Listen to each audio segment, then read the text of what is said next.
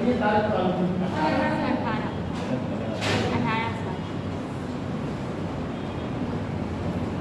वो चल रहा था विट्रेस देश वो कौन टॉपिक था विट्रेस राज्यों के प्रति ना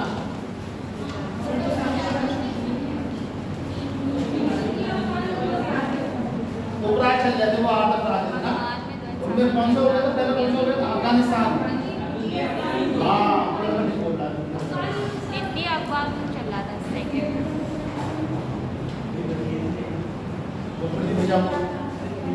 अरे दो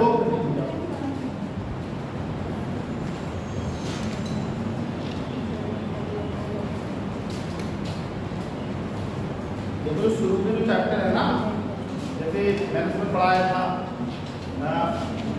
जो यूरोपीय कंपनियां आई थी पुर्तगाल के रूप में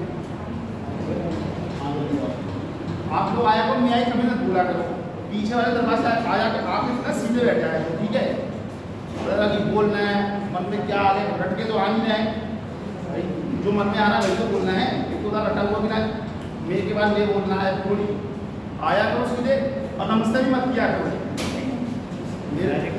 आपके प्रति मेरे मन में मेरे प्रति आपका मेरा कोई लगाव है ना तो उसको नमस्ते की बहुत जरूरत चाहिए ठीक है पीछे वाले गेट से सफर बैठ जाएगा जैसे मैंने शुरू में क्या हुआ जो यूरोपीय कंपनियां आई पुर्तगाल के रूप में आई अंग्रेजों के रूप में आई फ्रेंच के रूप में आई डचों के रूप में आई डेनिश के रूप में आई ठीक है तो उसमें से बहुत ज़्यादा आंसर बनते नहीं हैं मेंस के लिए आप भी पेपर उठा के देखोगे तो भी आपको पता चलेगा मेंस के लिए उसमें बहुत ज़्यादा आंसर नहीं बनते उसमें केवल ये एक आंसर बनता है हालांकि वो पूछा नहीं जाता है कि पुर्तगालियों की पराजय के कारण और अंग्रेजों की सफलता के कारण मोटा मोटा आप देखोगे तो अंग्रेजों की सफलता के कारण मोटा मोटा क्या देखोगे उनके पास बढ़िया अच्छे मतलब उनके पास जो ये बढ़िया नेतृत्व करने के लिए 12 मार्च से ज्ञान मिलाए जैसे लोग वायसराय आया उनके पास ठीक उनके पास नौसेना अच्छी थी कुशल नेतृत्व था यूरोपीय पद्धति के अच्छे हथियार थे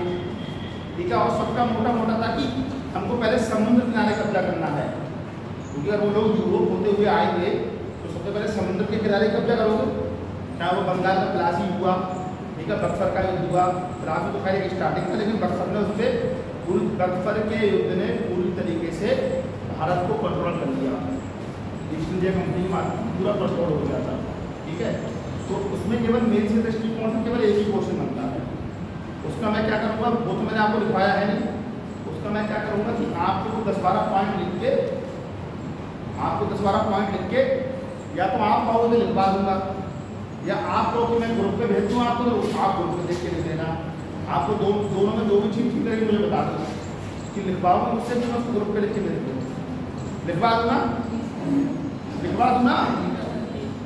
हाँ एक लड़का भी आया था यार वो बेचारा शायद थोड़ा सा बहुत बढ़िया कोई दिक्कत पड़े ना किसी चीज़ की तो मुझे बताना कोई भी किसी चीज़ की पैसे की कपड़े की किताब तो नहीं खरीदिए कोई मैं तो किताब लेनी पड़ेगी ठीक है थोड़ा इतनी मदद कर देता हूँ मैंने देखा नहीं देखा ध्यान से और 60-65-70 किलोमीटर दूर से आते हैं हाँ 85 किलोमीटर दूर से तो आपका अच्छा नाम क्या है आपका रजनीश कुमार ये बेचारे विद्वान हैं और 80 किलोमीटर दूर से आते हैं मैंने अभी देखा इनको मैंने देखा नहीं था क्योंकि ऐसे भैया आप लोग सामने बैठे हुए थोड़ी दूर पता चल पा रहा है आपके लिए जो भी आप मैटर बोलेंगे मेरी तरफ से करेंगे ठीक है मैं सुनता आपके और भी है तो और बोल देगा कि सब पैसे नहीं वो दिन तो मैं कोशिश करूँगा लेकिन मुझे बड़ा अच्छा लगा कि हम इतना दूर से आते हैं बहुत दूर हो गया 80 किलोमीटर यहाँ पर है और इस स्थिति में आना हम तो आगे थक जाते हैं सामान आदमी बैठे देखते थे चलो शरीर से तो जो वो आंसर मैंने आपको बताया पुर्तगालियों की पराजय अंग्रेजों की विजय के कारण था वो आपको इसलिए सीखना जरूरी है क्योंकि आपके भारत का इतिहास जो यूरोपीय कंपनी के आगमन से शुरू होता है उसको आपको बेसिक आपको पता होना चाहिए ठीक है तो बहुत बेसिक चीज़ है वो कोई आपको ऐसे याद रखना चाहिए हालांकि वो किसी उत्तर में नहीं पूछा जाता उत्तर में आपसे पूछा जाएगा प्लासी का युद्ध क्या था प्लासी के युद्ध का क्या कारण था प्लासी के युद्ध का महत्व क्या था ठीक है। ये पूछा प्लासी के युद्ध ने कैसे अंग्रेजों की श्रेष्ठता को साबित किया। तो आप मेंस का पेपर देखेंगी, जब मेंस के क्वेश्चन आंसर आप देखेंगी तो आपको मोटे मोटे तौर पर चीज़ें समझ में आएंगी कि प्लासी के युद्ध ने कैसे अंग्रेजों को यूरोप और यूरोपीय शक्तियों की अपेक्षा ज़्यादा कारगर हैं या ज़्यादा शक्तिशाली या ज़्यादा श्रेष्ठ कैसे सिद्ध किया। उसके बाद पूछता है बक्सर कि क्या आप सहमत हैं कि बक्सर के युद्ध ने अंग्रेजों के द्वारा भारत को उनका युद्ध में सफल हुआ, किस हद तक आप सहमत हैं। मतलब यूपीएससी में पीसीएस में जो आंसर पूछे जाते हैं वो आपने जो समझा है किताबों को पढ़ के, समझ रहे हो, वो आपसे ही प्रूव करवाना चाहता है, वो आपसे ही सिद्ध करवाना चाहता है कि आपने जो चीज़ पढ़ी है उसको आप कितने वे ऑफ मेथड में लिख पा रहे हैं।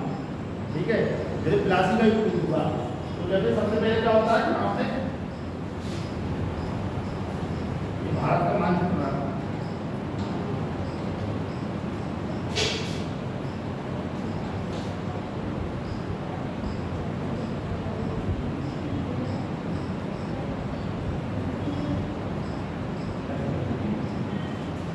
मेन चीज क्या होती है, मैंने पूछा प्लासी कहाँ है तो आपको पता लगी प्लासी बंगाल में है। आप जो भी टर्म पढ़ रहे हैं ना वो शब्द आपको पता नहीं कि वो किस स्टेट में है, उत्तर प्रदेश के किस स्टेट में है। बक्सर है तो बक्सर कहाँ है। अगर आपको प्लासी के युद्ध के बारे में पूछा है, प्लासी के युद्ध का महत्व पूछा, प्लासी के युद्ध ने कैसे अंग्रेजों की श्रेष्ठता को साबित किया, तो कम से कम आपको भारत मानचित्र पर आप प्लासी को लोकेशन दे देंगे तो एग्जामिनर ये समझेगा कि ये बच्चा जान रहा है कि प्लासी का युद्ध क्या था, प्लासी के युद्ध को मतलब इसमें जिस तरीके से रेखांकित किया है उत्तर को, उससे उसको बेनिफिट मिल जाएगा तुमको समझने में और तुमको बेनिफिट मिल जाएगा अपनी बात को समझाने में। क्योंकि आंसर जो आदमी कॉपी से करता है, जैसे आप भी मार्केट में कपड़े लेने जाते हो तो जिस शर्ट पर डिजाइन नहीं रहती है, टी शर्ट पे शर्ट में तो डिजाइन तो निकली आती है, तो जिस शर्ट पे डिजाइन नहीं रहती वो ज़्यादा अच्छी लगती है, जो शर्ट बिल्कुल सिंपल रहती है वो उतनी अच्छी नहीं लगती। कोई भी आपको देख लो, कोई टी शर्ट पहना हो, फिर भैया टी शर्ट पहले लोगों छुपा हुआ है, भाई साहब पहने प्रिंटेड है तो अच्छी लग रही है, बहन जी पहनी अच्छी लग रही है। तो कोई भी ये आदमी का स्वभाव है, कोई भी चीज़ जो रोचक होती है, दिखने में आकर्षण होती है वो आपको अच्छी लगेगी हमेशा। जैसे प्रिंटेड सूट है तो ऐसे आंसर को जब लिखा जाता है तो आंसर को आप इतना डिजाइनदार कर देंगे, मतलब उसमें मैटर नहीं रहना चाहिए, केवल डिजाइन साड़ी का किनारा बनाने थोड़ी नंबर दे देगा आपको। चाहे तो आप उत्तरों को डायग्राम मेथड में लिख दो, ये डायग्राम मेथड होता है, ये फ्लो चार्ट मान लो, इसको फ्लो चार्ट बोलते हैं, डायग्राम मेथड। ठीक है, या आपने कोई बात लिख रहा है, जब तक कोई बात लिखी तो इसको उत्तर कर दो, कोई बात लिखी फिर यहाँ लिख दो, कोई चीज़ लिखी फिर इसको बोला कर दो, उसके बाद फिर इसको बोला कर दो। ठीक है, तो उसको क्या होगा, जब वो आपका देखेगा बात आपने नहीं लिखी, लेकिन गोल गोल देखेगा तो एकदम उसकी नजर जाएगी ये क्या बनाया, आप क्या देखिए उसकी क्या है, उस आदमी की नजर जाएगी इसमें। आप सीधे सीधे रहो तो बहुत बच्चे सीधे सीधे देखते हैं, लेकिन अगर आप ऐसे फ्लो चार्ट के माध्यम से उत्तर लिखेंगे, देखो 8-10 क्लास की युद्ध में उसको क्या कराते, अलीनगर की सभी थी, उनके साथ के लोगों ने षड्यंत्र किया था, नवाब राय की कठपुतली का होना, ऐसे कई पॉइंट आते हैं उसमें। ठीक है, वो मैंने आपको दिखाया कि एक तो समय का थोड़ा सा अभाव है, 80 क्लासें हैं, मुझे लगा हम आंसर राइटिंग कर पाएंगे तभी सबको ठीक से लिख पाएंगे। तो मुझे लगा कि मुझे पॉइंट भैया थोड़ी देर समझा दिया, ठीक है, इसलिए मैंने आपसे पहले पूछ दिया कि आंसर राइटिंग के समय समझोगे कि अभी समझोगे, तो आपको लगा मैं अभी समझा देना। तो जब मैं इसमें केवल एक उत्तर था बस, अंग्रेजों की अंग्रेजों कहते हैं अपनी श्रेष्ठता साबित की, उसमें आपको पॉइंट आपको लिखवा दूँगा, निकाल समझा दूँगा। दूसरा चैप्टर में लिखवाया आपको जो उसी में प्लासी का युद्ध है, बक्सर का युद्ध है, तो प्लासी का युद्ध और बक्सर का युद्ध का महत्व मुझे लगता है जितने भी स्टेट एग्जाम हुए हैं, चाहे उत्तराखंड का हो, बिहार का हो, राजस्थान का हो, हरियाणा का हो, बिहार का हो,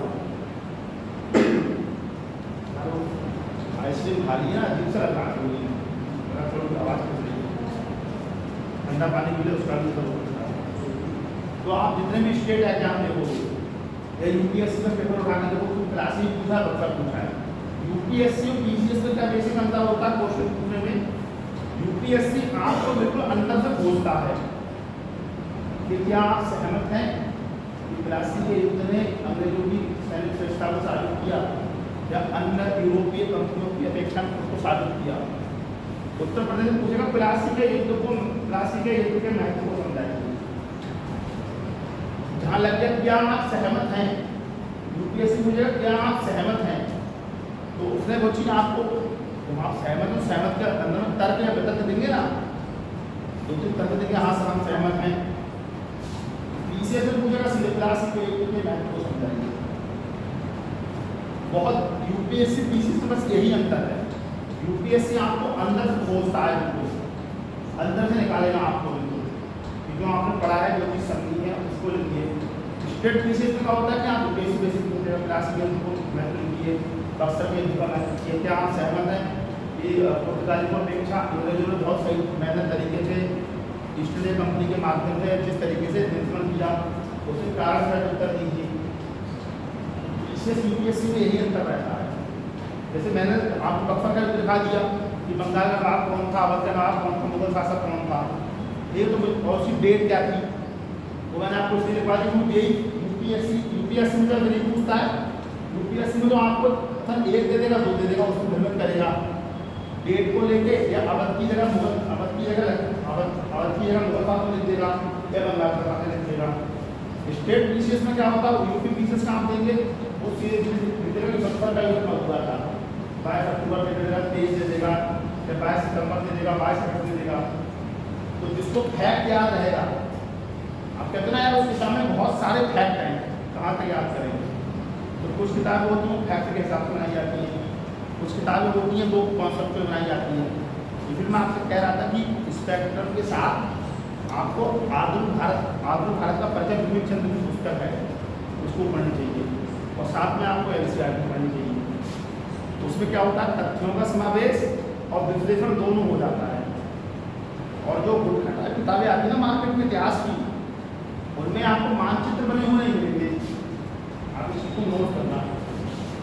और जो एनसीईआरटी आती है, एनसीईआरटी में आप देखोगे कितने लोगों ने एनसीईआरटी देखी मॉडर्न इंडिया की, ईमानदारी बताना कोई बहुत घबराने वाली है, डरने वाली बात नहीं।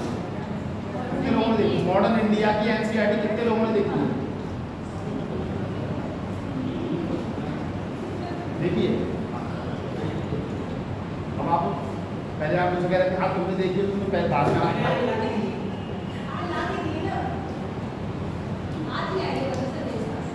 अच्छा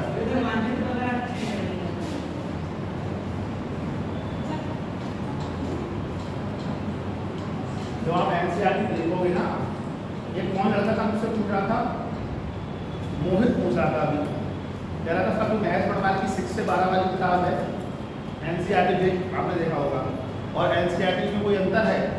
तो आप ओरिजिनल एनसीईआरटी देखोगे और महज वाली किताब देखोगे तो आपको जमीन आसमान का अंतर दिख जाएगा। एनसीईआरटी की एक लाइन में 2 पन्ने की बात की होती है, ठीक है, और महत्वपूर्ण ने क्या किया है कि उन्होंने तथ्यात्मक तौर पर लिखा है उस चीज को। एनसीईआरटी टोटल कॉन्सेप्ट लिखती है। जैसे आप वो पहला वाला चैप्टर पढ़ेंगे भूगोल का, तो उसमें हिमालय की नदियाँ, साउथ की नदियाँ के बारे में हमने एक मानचित्र बना दिया, ऐसे करके नदियाँ दर्शा दी। अब आप उसको समझते रहिए, जैसे दक्षिण भारत की नदियाँ उनकी साइड नदियाँ, उत्तर भारत की नदियाँ उनकी साइड नदियाँ, ब्रह्मपुत्र उनकी साइड नदियाँ। एनसीईआरटी केवल 1 मिनट में देती है, एक लाइन 2 पन्ने की बात होती है उसमें, इसलिए एनसीईआरटी कितनी बड़ी होती है। और इसलिए बोला जाता है कि आप एनसीईआरटी को बार बार पढ़िए। कोई अगर ये दावा करता है कि मैंने एनसीईआरटी 5 बार पढ़ ली है तो आपकी एनसीईआरटी तैयार नहीं मानी जाएगी। आप मुझ पर विश्वास करिए, एनसीईआरटी आप 100वीं बार भी पढ़ेंगे ना तो आपको लगेगा यार कुछ नया मिल गया है। एनसीईआरटी आप जितनी बार जिस एक चैप्टर में आपको विश्वास ना हो आप पढ़ के देखो, आपको लगेगा कि यार ये लाइन रहेगी, अगली बार फिर पढ़ोगे होगा यार ये लाइन रहेगी, ये अक्षर मैं नहीं देख पाया। एनसीईआरटी की विशेषता होती है कि वो तुम 100वीं बार पढ़ोगे तो 100वीं बार तुम उसको कुछ नया मिलेगा। और वो अपनी बहुत बड़ी बात इतने पढ़ने में लिख देते हैं छोटे से बस, ठीक है। आपने यूपीएससी का पेपर देखा, इतिहास का जो इतिहास में क्वेश्चन पूछे गए हैं, आपने एनसीईआरटी देखा तो ऐसे बने हुए होंगे, उसमें बने हुए देखिए किनारे से, या इन्हें भी जानिए, इन्हें भी जानिए, ऐसे आप देखना ध्यान से 6 क्वेश्चन इन्हें भी जानिए सीधे यूपीएससी प्रीलिम्स में इतिहास के। इस बार आप पेपर उठाकर देखिए, वो क्वेश्चन आपको आधुनिक भारत का परिचय बिपिन चंद्र में नहीं मिलेंगे, वो क्वेश्चन केवल और केवल आपको एनसीईआरटी में मिलेंगे। आप समझ रहे हो?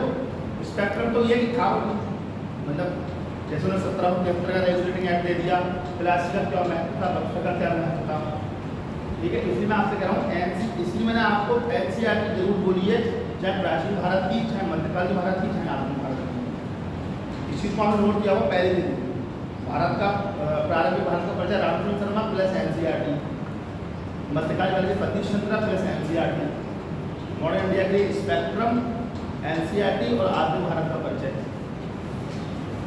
मॉडल में 3 इसलिए बताएंगे, मॉडल में क्वेश्चन रहते हैं ज़्यादा, एंट्रेंस पे 1 क्वेश्चन या 2 क्वेश्चन रहता है।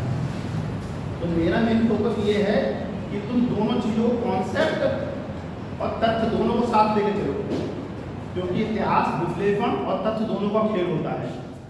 स्टेट पीसीएस एग्जाम दोगे तो आपको तथ्य पता होना चाहिए, यूपीएससी का दोगे तो विश्लेषण पता होना चाहिए। और अब की नहीं, तुम पिछले 5-6 साल के जितने भी क्वेश्चन है यूपीएससी के उठा के देख लो, एनसीईआरटी के क्वेश्चन बाहर है ही नहीं। तुम्हें लगेगा इतनी सी किताब से क्या पूछेगा। आपने आप लोग बंजारा शब्द का मतलब जानते हो? बंजारा क्या होता है बताओ कोई? सर ये घुमंतू लोग होते हैं सर, जो एक स्थान से दूसरे स्थान पर आजीविका चलाने के लिए जाते हैं। 2 या 3 साल पहले क्वेश्चन पूछा कि निम्नलिखित में से बंजारा शब्द का क्या तात्पर्य है। कक्षा 7 की आरटी में इन्हें भी जानिए, छोटा सा कॉलम में उसमें ये दिया हुआ है, आपको विश्वास ना हो आप देख लेना। तो आप एनसीईआरटी बढ़िया करके पढ़ लोगे तो आपकी विश्लेषण क्षमता ठीक हो जाएगी। और जैसे आपने एनसीईआरटी पढ़ रहे हो, मैं पढ़ा रहा हूँ, ये जरूर थोड़ी कि मैं ही सब्जेक्ट पढ़ा रहा हूँ, उससे अच्छे पढ़ाने वाले हैं। उसको कोई एक चैप्टर पे ना, कोई जैसा आपने एक चैप्टर डाला पहला एनसीईआरटी का, तो यूट्यूब पे कई आ जाएंगे। कम से कम पहले 2 से 3 बार उस चैप्टर को आप खुद पढ़ो। एनसीईआरटी कोई भी चैप्टर 4-5 पन्नों से ज़्यादा का नहीं होता है, वो आप 25 मिनट में, 30 मिनट में आराम से पढ़ लेंगे। लेकिन मानचित्र का आपको बहुत ध्यान रखना है। मतलब गजनी या गौरी का साम्राज्य आ गया तो वो ऐसे करके रेखांकित कर देंगे, ऐसे करके फिर नीचे लिख देंगे ऐसे वाला, फिर ऐसे लिख देंगे, फिर ऐसे लिख देंगे, ये यहाँ का साम्राज्य था, ये यहाँ का साम्राज्य था, इसको ऐसे इंडिकेट करेंगे। उन चिन्हों को देखा करो, उन चिन्हों जो आप देखो ना तो आपकी समझ पड़ेगी कि यार मानचित्र में इतनी बड़ी बात को उन्होंने मात्र इतने शब्दों में कह दिया है, उससे आपको ही फायदा होना है।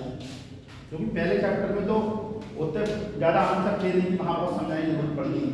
अब जो आएंगे, ये जो चैप्टर चल रहा है, ये जो अंगल अफगानी युद्ध है, इसमें भी बहुत नहीं पूछता है, बिल्कुल अधिकतर पूछा गांधी इराक का क्वेश्चन।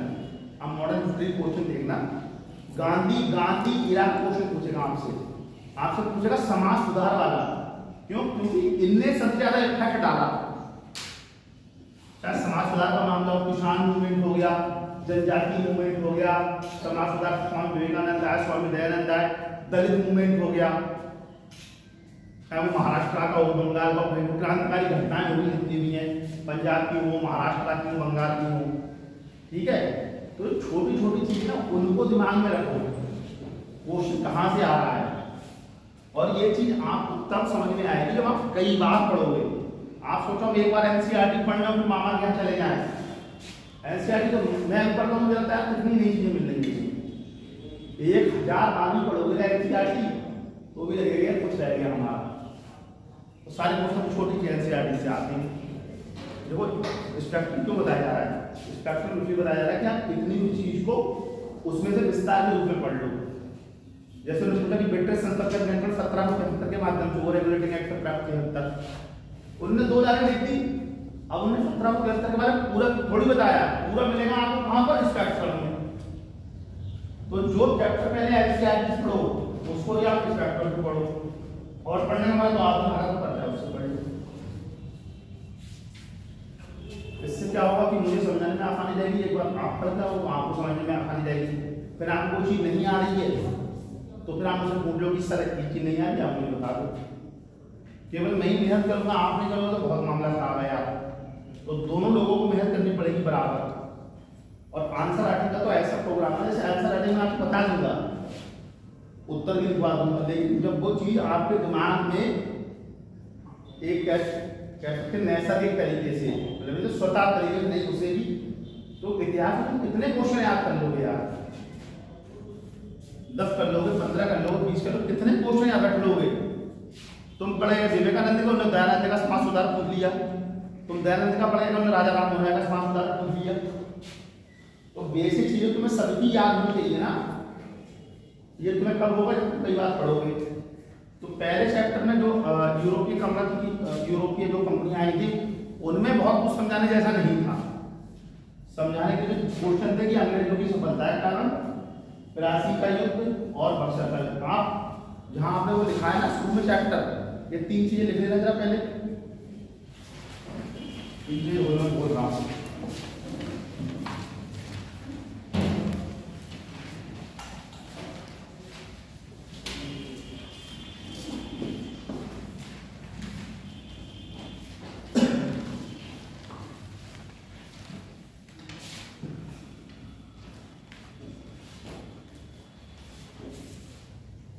आप देखो 3 पॉइंट लिखना है। उसमें वो लिखा कहीं नए पेज पे मत लिखना, जहाँ काम की आपने शुरू की हो 82 का युद्ध लिखाओ, वहाँ एक पॉइंट लिख लेना। 82 के युद्ध का महत्व,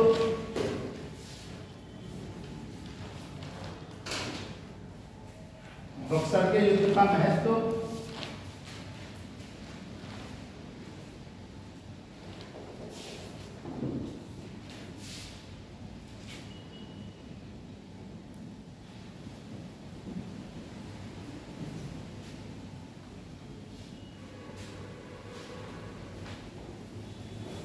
और यूरोपीय कंपनियों में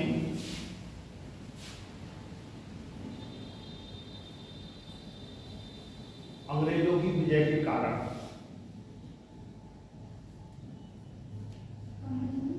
यूरोपीय कंपनियों में अंग्रेजों की विजय के वो नहीं आई? नहीं, तुम नहीं यार, तुम कहाँ के साथ यार?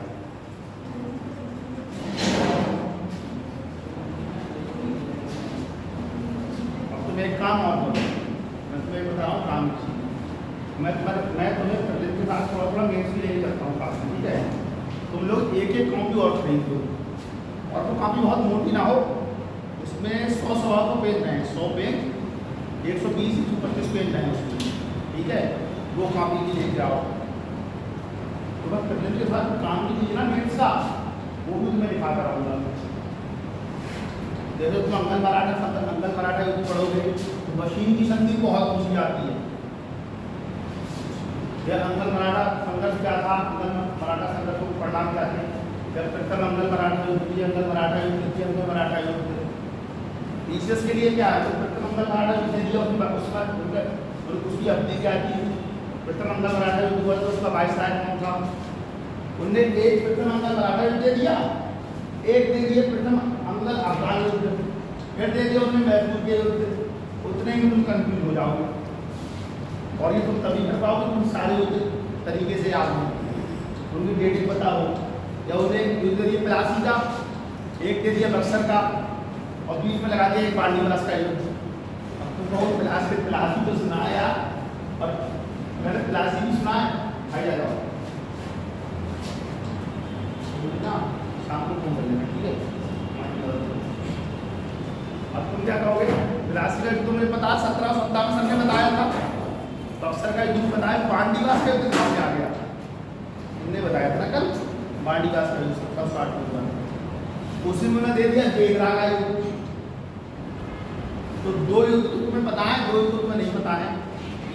पीसीएस 24 में हम एग्जाम दे रहे थे, तो एक तो हमें 18 अप्रैल को कौन सा होता है, 18 अप्रैल को कौन सा दिवस होता है यार, मुझे याद नहीं आ रहा। मतलब उसमें जो मान के चलो 99 प्रखंड लड़के जो पीसीएस पे दे रहे थे, 2 सबको पता थे। और जो पीसीएस लीगल 24 का पेपर आया था, वो जिसने भी सेट किया था, मतलब ऐसे सेट किया था कि 2 क्वेश्चन आज सेट कर लेते, 2 क्वेश्चन करके 10 दिन क्लास आराम से, मतलब झिला दिया था बच्चों को बिल्कुल। जैसे तुम्हें एक आ रहा है, 3 का क्या लगाए? 3 समझा में नहीं आ रहा है, यार वो आ ही नहीं रहा है। और तुम्हें 2 जैसे 2 मिलने को आ गए ना, 4 में 2 मिलने को आ गए, तो उनने तीसरे चौथे के विकल्प ऐसे बनाए कि अब तुमने क्या चौथा लगाए कि तीसरा लगाए, दो सब में फिट बैठ रहा है। अब तुम्हारा दिमाग तुम्हारा क्या हमारा ही घूम गया, तुम्हारा क्या नाम हाँ वो दिमाग ही काम नहीं कर रहा है। बिल्कुल मेरा नहीं, बहुत बच्चों का, ठीक है। और दो क्वेश्चन से मेरा पीछे तो लिख रहा है क्या 2024 वाला मैं आपको क्योंकि इतनी यार क्रोनोलॉजी कितनी याद करेगा आदमी भाई, जो इम्पोर्टेंट होता है जो भी कोई भी विषय आप लोग आगे सोचता कि यार ये पढ़ लो तो दिमाग चला जाएगा, लेकिन उसने ये तय कर लिया कि हमें तुम्हें एलिमिनेट करना है ध्यान से। तो दो क्वेश्चन जो अच्छा डाल देगा विकल्प में, दो ऐसे डालेगा, हमें आगे जाएंगे। और एक क्वेश्चन नहीं था ऐसा, पूरे पेपर में कम से कम 35-40 क्वेश्चन थे। और उतने में क्या होता है ना, इसमें 2-3 तुमने पहले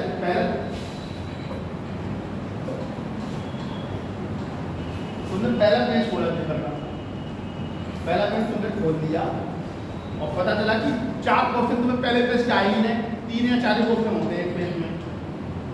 तो हल्का हल्का ना धैर्य जगमगाने लगता है कि यार कोई तैयारी है ही नहीं हमारी। मैं तुमको ईमानदारी से बता रहा हूँ, एक तो पेज छोड़ के हाँ यार ये आ रहा है। अब तुमने सोचा कि यार 75 क्वेश्चन में अटेम्प्ट कर पाया हूँ 150 में, और कट ऑफ जाएगी 85। अब 11 क्वेश्चन में मैं क्या करूँ? मेरे आदमी ना जूझता है पूरे पेपर में। इसका ये थी क्योंकि अगर आप रिस्क नहीं लेंगे तो आपका ना यूपीएससी प्रेजेंट होगा, किसी प्रेजेंट होगा। मैं ये बात में आपको पूरी गारंटी के बात कर सकता हूँ, सब में रिस्क आपको लेना ही लेना है। और ये रिस्क तुम्हें ऐसे नहीं उठ के गए रिस्क ले रहे हैं, ऐसे ही ये रिस्क होता है आदमी के ज्ञान के ऊपर कि 2 आ रहा 2 नहीं आ रहा, चलो यार ये मारो, उसमें क्या तुम्हारा ठीक बैठ गया। तो 2 नहीं आ रहा 2 आ रहा है, अच्छा इसमें ये मारो। तो जो 25-26 क्वेश्चन खेलेगा उसमें नेगेटिव बनवाई की है, 4 क्वेश्चन गलत हुए या 6 क्वेश्चन गलत हुए, 2 ही तो कटेंगे। 17-18 तब भी ठीक है, 75 में 15-16 जोड़ता है, 40 के 90 के बीच हो जाता है। तो रिस्क तुम्हें लेना ही पड़ेगा, बिना रिस्क के कुछ संभव ही नहीं है, मैं बता दूंगा। और मैं जैसे मैंने तुम्हें एक मेरा मेन मोटो यही है कि यार कम क्लास में ज़्यादा चीज़ें खत्म हो जाती हम लोगों को।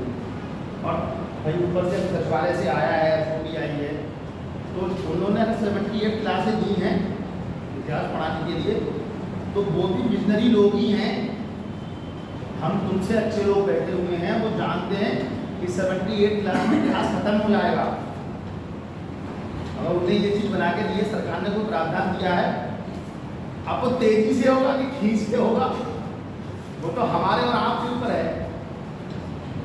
जैसे बनाया तो एक दिन में सब पढ़ लो, बक्सर, अंदर, मराठा, मैसूर, कर्नाटक, फ्रांस, सिख, समला सब पढ़ लो, 6-7 दिन में ये इतिहास खत्म। लेकिन उसमें क्या है कि तुम लोगों को समझाना भी है, जैसे हमने बोली कि सर आप हमको भी समझा दीजिए, मैं तुमको भी समझा दूँगा सारी चीज़ें, ठीक है। इसलिए मैं तुमको पहले पूछ लिया, उसमें क्या कि बीच में तुम्हें मेंस के जो उत्तर हैं जिनमें तुम्हें 3 पॉइंट लिखवाए थे उनमें मैं उत्तर भी लिखवा दूँगा। और शाम को 1 घंटे क्लास रहेगी, ऑनलाइन क्लास रहेगी, उस पर जूम पे ना भैया वो मैं तो कभी लिया नहीं, पहली बार ही तुम्हें लूँगा। उसमें क्या रहेगा, जो मैंने तुम्हें पहला चैप्टर पढ़ाया है उसके सारे क्वेश्चन परीक्षा में आए हुए हैं, वो मैं तुम्हें एक बार और बढ़िया बता दूँगा। नहीं बताऊँगा, मैं ही तुमसे पूछूँगा इसका क्या है, तुम्हें जो भी बच्चे उसमें बता सके। देखो तुम बार-बार बताओगे उसमें तुम्हारा एक कॉन्फिडेंस होना पड़ेगा, तुम्हें फायदा रहेगा कि एक बार क्लास में पढ़ रहा है, एक बार ऑनलाइन पढ़ रहा है, मज़ा आ गया यार, 2 बार चीज़ें पढ़ने को मिलेगी, उसमें तुम्हारा ही बेनिफिट होगा। लेकिन मैं ये आपसे बार-बार फिर कह रहा हूँ कि जो मैं पढ़ा रहा हूँ तुम प्लीज़ उसको अपने घर पढ़ के आओ। तुम घर नहीं पढ़ोगे तो मामला बिल्कुल ख़राब है तुम्हारे लिए, मैं तुमको ईमानदारी से बता रहा हूँ। तुम्हें अपने घर पे पढ़ना ही पड़ेगा, और क्योंकि यार मैं पढ़ा दूँगा तुम्हें, अगर अपने घर जाके थोड़ा रिवीजन नहीं किया तो फिर बेकार हो जाएगा ना। तुम्हें मैं मेंस के उत्तर लिखा दूँगा, मेंस के उत्तर ऐसे लिखे रहेंगे, तुमको भी नहीं पढ़ोगे तो उसमें भी काम खराब है। मेंस के उत्तर जो भी मैं डायरेक्ट आप नहीं बता दूँगा, उत्तर लिखवा दूँगा कि हाँ ये ऐसे कर लो। जैसे आपका लैपटॉप था तो मैंने कहा था, तो मैं क्या था, अंग्रेजों को रूस से भय था, तो उसका आपसे पूछे कि अंदर अपना विक्रम उपकरण क्या था, बस उससे है और कोई नहीं था उसमें। अब उन्हें किसको बिठाया, ये किया, ये सब तत्व हो गए, समझ रहे हो ना, ये सब तत्व हो गए तुम्हारे। जैसे तुमने वो पढ़ा था कर्नाटक युद्ध पढ़े थे, तो पेरिस की संधि समाप्त हुआ था, पहले दूसरे भी किसी न किसी समाप्त हुआ, अयला सापेल की संधि से। तो ऐसा ना ये सब तत्व हो गए, जो मैं तुमको बता रहा हूँ, ये सब तत्व हो गए। कॉन्सेप्ट क्या होगा, किसी भी चीज़ को एक लाइन में जान लेना। उन्हें पूछा चाहना रखा क्या था, तो कहता अंग्रेजों को बेहतर की कोशिश में आगे जाकर हाथ बनाना चाहते हैं, यहाँ कब्जा ना कर लिए, साम्राज्यवाद की नीति को स्थापित करते हैं। समझ रहे? तो शुरू के कुछ चैप्टर है उनमें तो बहुत ज़्यादा भारी काम नहीं है, क्योंकि मॉडर्न इंडिया के लगभग सारे क्वेश्चन आप उठा के देखिए पेपर, समाज सुधार से किसान मूवमेंट, आदिवासी मूवमेंट, गांधीयन युग। जब गांधी युग शुरू होता है तो आज़ाद तक मुझे लगता है क्लास में ज़्यादा जाता है, क्योंकि वो बहुत कोर चैप्टर है मॉडर्न इंडिया के। समझ रहे हो? तो मैंने तुम्हें यूपी, काशी, बक्सर और वो के कारण ये मतलब कल बाद में समझा दूंगा, ठीक है? क्योंकि मैं सोच रहा हूँ फिर तुमको साथ ही साथ लेके चलो यार, तुम्हारा किधर से भी नुकसान ना हो, ठीक है? लेकिन थोड़ा हाथ मजबूत करके आना, क्योंकि फिर लिखने का ही टाइम रहेगा। एक भी दोनों चीज़ों को यार कंट्रोल करना थोड़ा टफ तो है, आप खुद देखेंगे थोड़ा चीज़ें टफ है। जैसे अंगल अफगान युद्ध है या फिर अंगल मराठा युद्ध है, तो उसमें संक्षिप्त टिप्पणी ही पूछता है। अब 8 नंबर के क्वेश्चन में या 12 नंबर के क्वेश्चन में वो क्या है, 100 शब्द, 125 और 200, 125 आप कितना पेज समझ रहे हैं? सवाओं में भी नहीं हुआ यार। उसमें क्या रहता है कि तुम्हें सारी चीजें बिल्कुल तथ्यों के साथ याद होनी चाहिए। अब हमने तुमसे अंगल मराठा युद्ध पूछ लिया या अंगल अफगान युद्ध पूछ लिया, तो तुम्हें अंगल अफगान युद्ध डाला, उसका कारण ये था, आया था, ये था, ये थे, ये कुछ खत्म। दूसरा अंगल अफगान युद्ध डाला, ये खत्म है। चुनाव अफगान यहाँ थे, अंगल यहाँ थे, जगह कुछ यहाँ कब्जा करना था, मानचित्र से तुमने समझा दिया, तथ्यों को तुमने प्रूव कर दिया, तो दोनों पॉइंट हमारे हो गए। जब मैं शुरू में आया तो मैंने ये सोचा कि तुम लोगों को यार मेरे उसमें साथ लेके गए, दो चीज़ें को क्वेश्चन लिखना है, तो मुझे लगा कि शुरुआती चैप्टर में उतना दम है नहीं, कि फिल्म से ही पूछता है शुरुआती चैप्टरों में। जैसे उनको क्लासिकल बक्सर का युद्ध, पुर्तगाली और जो अंग्रेज लिखवाए हैं, जब आप पेपर उठा के देखेंगे तो उनमें मेंस में कुछ नहीं पूछा उन चैप्टरों से। मेंस के लिए जो था प्लासी और बक्सर का युद्ध, अंग्रेजों की सैनिक सफलता साबित करना, वो केवल पुस्तक अभी नहीं है, लेकिन वो तुम्हें एक बेसिक तरीके से पता होगा, ठीक है? पुर्तगाली क्यों आए थे, वे व्यापार करने आए थे, उनको अपना माल खपाना था, भारत एक अच्छी मार्केट थी, उनको अपना मिठाई बनाई तो दुकान कहाँ खोलोगे, जहाँ चौराहा हो, चौराहा तुम खोलोगे, जो चौराहे का स्वाद मिलेगा तो 5-10 में मिठाई, रसगुल्ला, समोसा, ब्रेड पकौड़ा खाएगा ही। अभी तुम गोपाल जी खोल लो पीछे, जहाँ कोई आ जाएगा वहाँ, वो व्यक्ति जो व्यापार का इसका उद्देश्य होता है, उसका मेन फोटो रहता है कि बिल्कुल विदेशी कंपनियाँ इंडिया में आई, ठीक है? कोई विदेशी, पुर्तगाल देश के संदर्भ में ही समझो, तो कोई विदेशी कंपनी, अमेरिका की कंपनी इंडिया में आई तो पहले क्या चाहेंगे, सबसे पहले क्या चाहेंगे आप लोग समझो, तो बिल्कुल आज अटैक समझा देता हूँ, ठीक है? दिमाग लगाने की जरूरत नहीं पड़ेगी, कहीं किसी को समझा देना।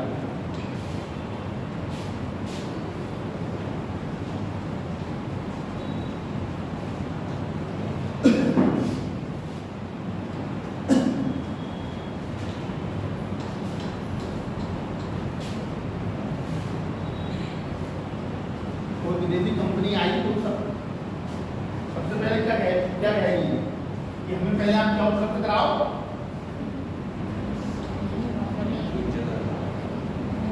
हमें पहले क्या उपलब्ध कराओ, फिर क्या कहेगी, सरकार का डिमांड करेगी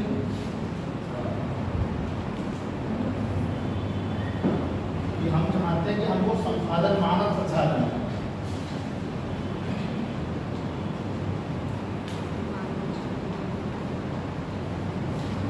आप समझ रहे हो,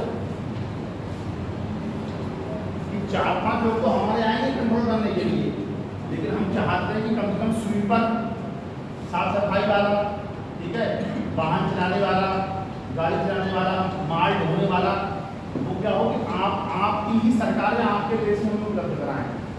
और जमीन कौन सी आएगा? जो समतल हो, जहाँ आसपास आबादी हो, ताकि हम माल बनाएंगे वो हमारा उपभोग हो सके। फिर चाहेगा कि जो दूसरी कंपनियाँ आ रही हैं, हम जो जा रहे हैं तो हमको कर हो, तो कर हो वो हम पे कम लगे, टैक्स तो होता है, ठीक है।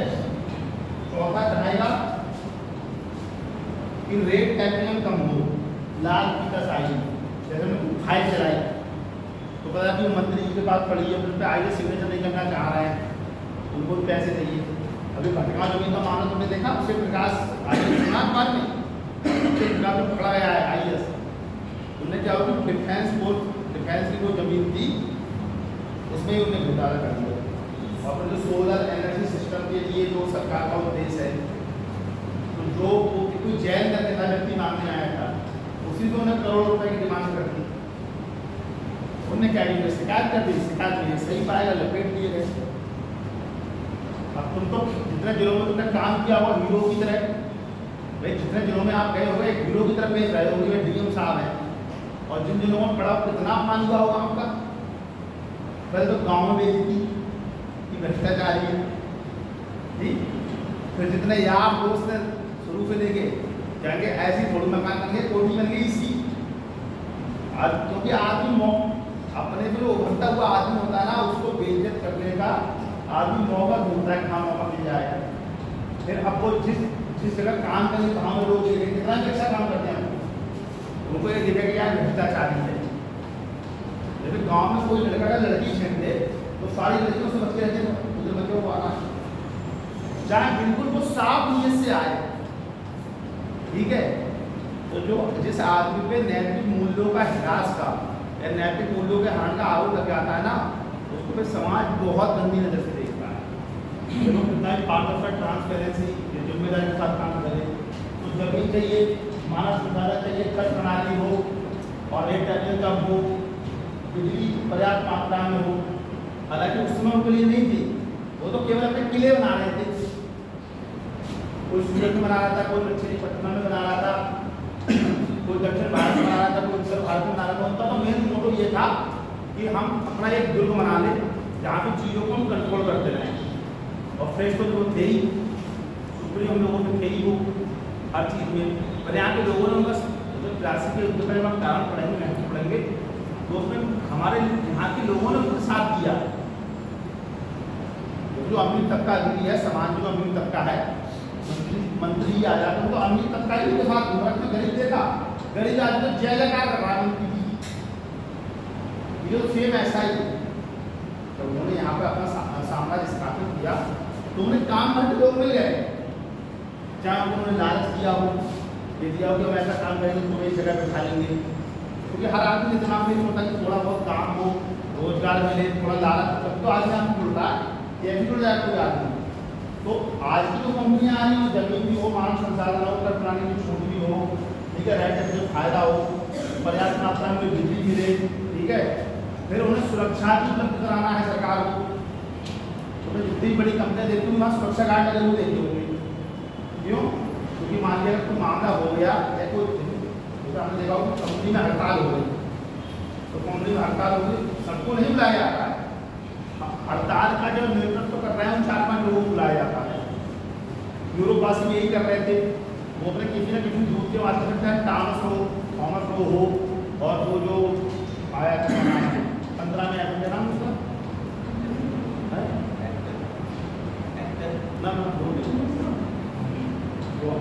हॉकिंस, थॉमस हो या हॉकिंस जो भी आए, हाँ एकदम आ जाएगा। जो उन दूतों के रूप में आया उनका भी यही था कि हमको जब भारत में व्यापार करना है, हम आएंगे यहाँ पर, हमको भारत में जब व्यापार करना है, जब अपना साम्राज्य स्थापित करना है, तो हमको भी तो रियायत चाहिए। और इस रियायत के बदले में हम जो मुगल शासक थे, अकबर थे, औरंगजेब थे, जो भी थे, हम उनको ये देंगे। उनने भी तो उनको लालच दिया, उन्होंने कहा कि तुम अगर हमारे यहाँ इन्हें बनाना चाहते हो, व्यापार करना चाहते हो, व्यापार में नियंत्रण करना चाहते हो, व्यापार में लाभ कमाना चाहते हो, तो भाई हमें भी तो कुछ मिलना चाहिए। उनका मेन मोटो यही था। आज की कंपनी क्या है, उसमें थोड़ी बिजली, मुझे तो लगता है कि उसमें बिजली आती होगी, पुर्तगाली बिजली आती होगी उस समय।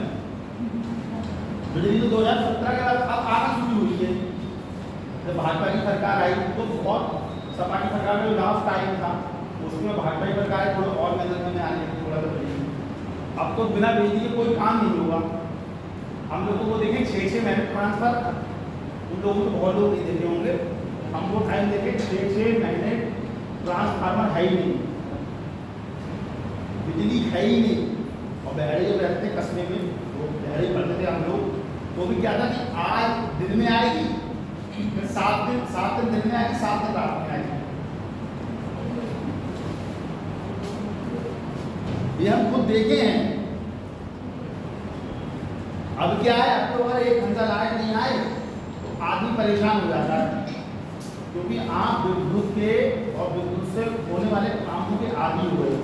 आपको यूरोप कराना है तब लाइट चाहिए, आपका फोन चलाना है, व्हाट्सएप चलाना है, फेसबुक चलाना है, चैटिंग करनी है, फ़ोन से किसी से बात करनी है तो फ़ोन चार्ज नहीं, बस कोई काम शुरू कर देंगे। जैसे जैसे आविष्कार आते गए वो उन्होंने आदमियों को और जीवन को और आसान बनाया। आसान बनाया तो उन्होंने उनकी चुनौतियाँ भी उत्पन्न की। और जो मैं देखा फ़ोन से चोरी है, छिनैती है, ढेर सारे उनके सीधे मैसेज हैं, किसी को ब्लैकमेल करना है, किसी को कहीं फ़ोन करना हो। पहले आप समझो कि पहाड़ी में कोई आदमियों का कोई रिश्तेदार खत्म हो गया, मर गया, तो बीफिलपुर तक वो साइकिल से आता था बताने के लिए। अब क्या है, अब उन्होंने स्टेटस लगाया कि मेरी माँ नहीं रही, विनम्र श्रद्धांजलि रेस्ट इन पीस। 70 की बात है, पहले विनम्र श्रद्धांजलि का कोई कॉन्सेप्ट ही नहीं था। पहले आदमी यहाँ का जाता था, फिर वहाँ जाता था, तो 2-2 दिन 3 दिन में गलत होती थी किसी आदमी की। तो क्या हुआ,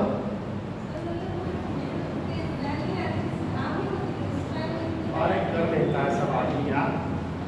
तुम अब आ रहे हो, तुम अंग्रेजों गुलाम को तब बताना है, उससे पहले वो 17वीं 18वीं शताब्दी में तब बताना।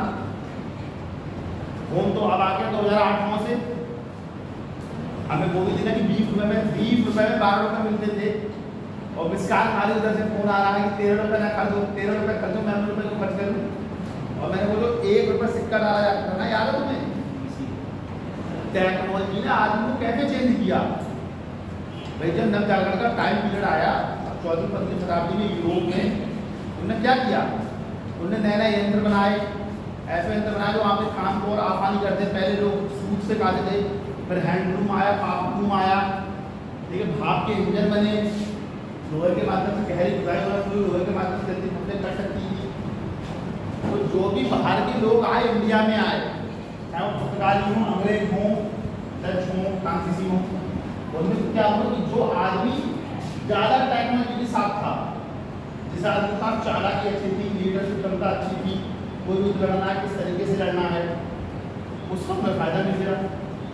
अगर अंग्रेजों ने, पुर्तगाली तो सबसे पहले आए और जीते अंग्रेज, तो कहीं ना कहीं अंग्रेजों ने डिप्लोमेसी का प्रयोग किया होगा ना किसी न किसी तरीके की, चाहे आक्रमण करने का तरीका हो, उनका युद्ध करने का जो तरीका हो, उनके हथियार हो, उनके पास अच्छे व्यक्ति हों, समझ रहे हो ना, तभी तो उन्होंने जीता। और 1.5-2 साल राज किया उन्होंने पूरे भारत पे। 1947 में चले गए, चाहे पुर्तगाली भी ऐसा करते, लेकिन पुर्तगाली को अगर तुमने किसी व्यक्ति को हराया है तो तुम मजबूत आदमी हो, समझ रहे हो। तो पुर्तगाली जब आए तो उन्होंने सोचा कि इंडिया में व्यापार अच्छा है, लाभ अच्छा कमाने में, व्यापार बढ़िया करेंगे, हमारे यहाँ पर जो माल है वहाँ यहाँ पर उपभोग होगा, वो लोग उसका यूज करेंगे तो पैसा मिलेगा। आपको यार बात में 60 गुना लाभ कमाया था, मैंने लिखवाया था एक जगह, अगर आपको याद हो, किसी को नोट लिखवाया था, याद था मुझे। तो अगर वो इतना दूर से आया तो उसका उद्देश्य था व्यापार करना। व्यापार का उद्देश्य क्या होता है, लाभ कमाना। भाई किसी न किसी चीज़ का उद्देश्य रखना चाहिए, बगैर उद्देश्य की कोई चीज़ नहीं है जीवन में, समझ रहे हो। तो उन्होंने भी यही किया।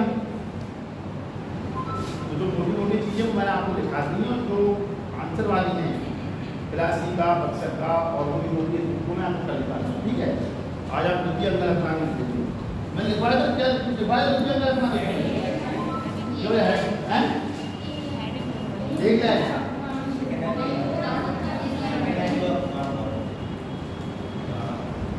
लॉर्ड विक्टर के समय लड़ाई दिया अंदर अफगान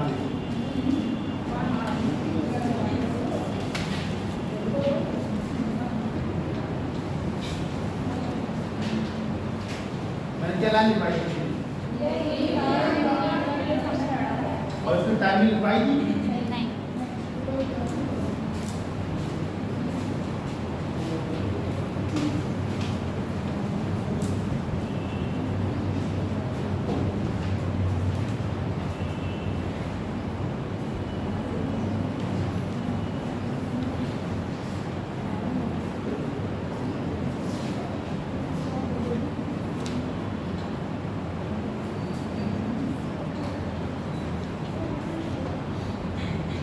दो हट गया कौन है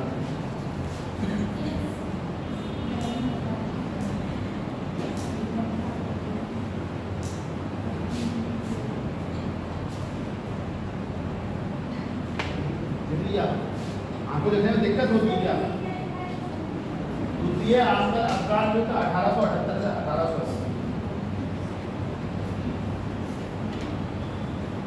फिर आप यहाँ पढ़ के चले जाते हैं पर डे घर कितने बजे पहुँचते हैं आप 5 बजे पहुँच जाते हैं 2-4 बजे गाड़ी मिलती है। अच्छा तो वहाँ मम्मी पापा लेने जाते हैं नहीं वहाँ पे स्कूटी है डिवोल करते हैं स्टेशन से हाँ। वहाँ से फिर घर चले जाते हैं।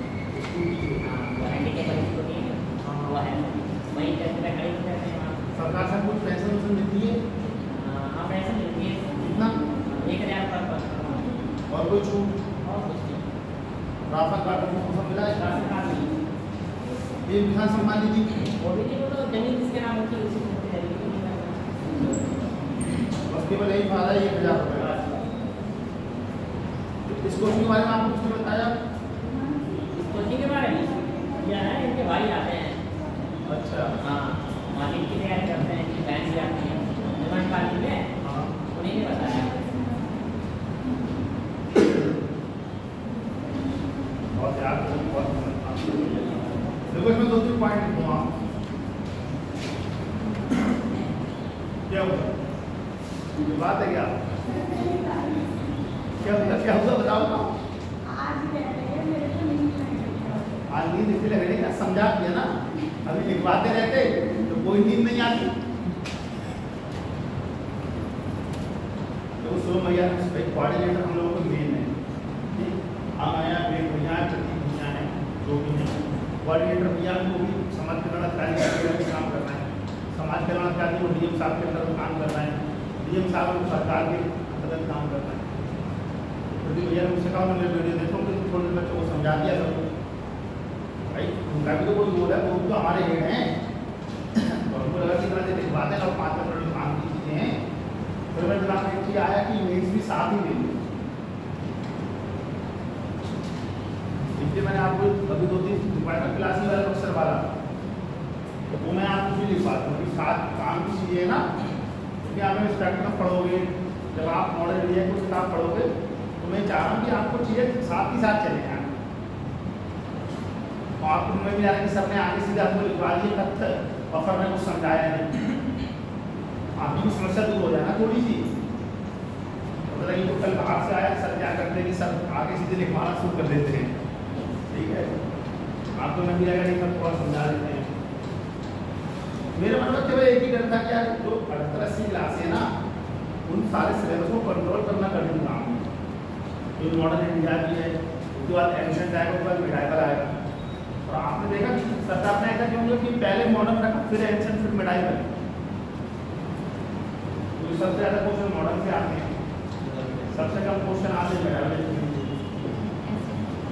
एंट्रेंस में भी 2-3-4 रहते हैं पीसीएस में तो 5-6 रहते हैं एडिशन से मिडाइवल 3-4 रहते हैं मॉडल रहते हैं 12-15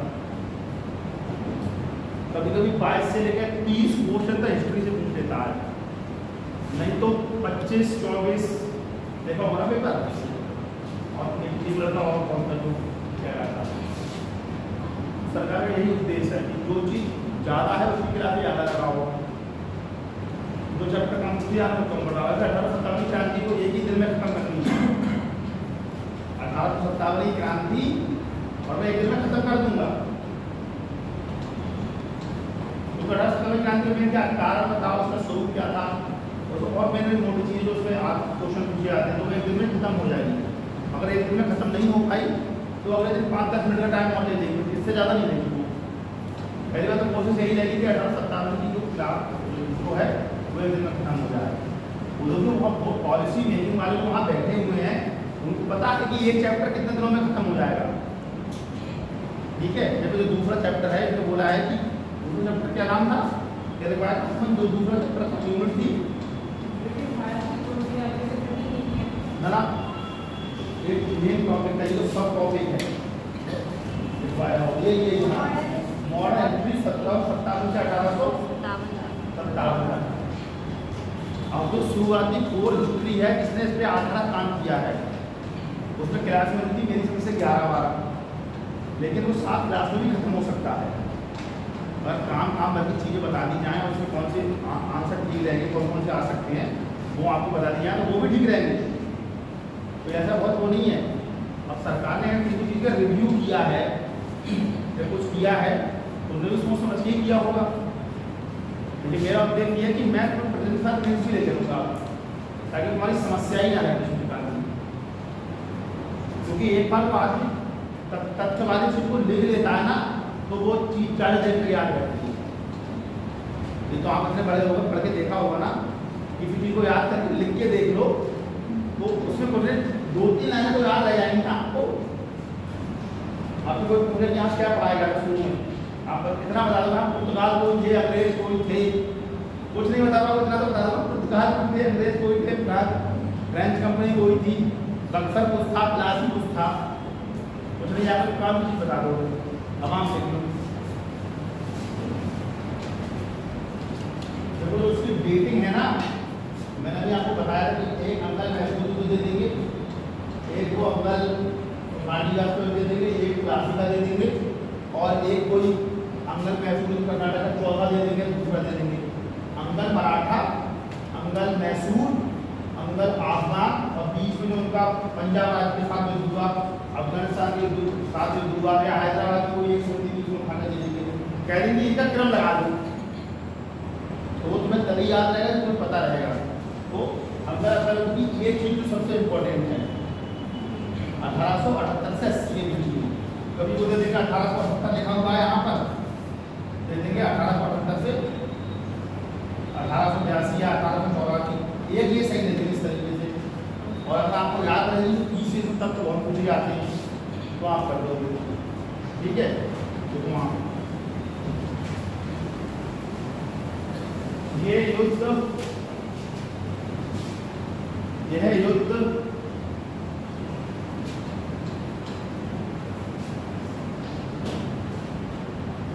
लॉर्ड लिटन के समय, ये युद्ध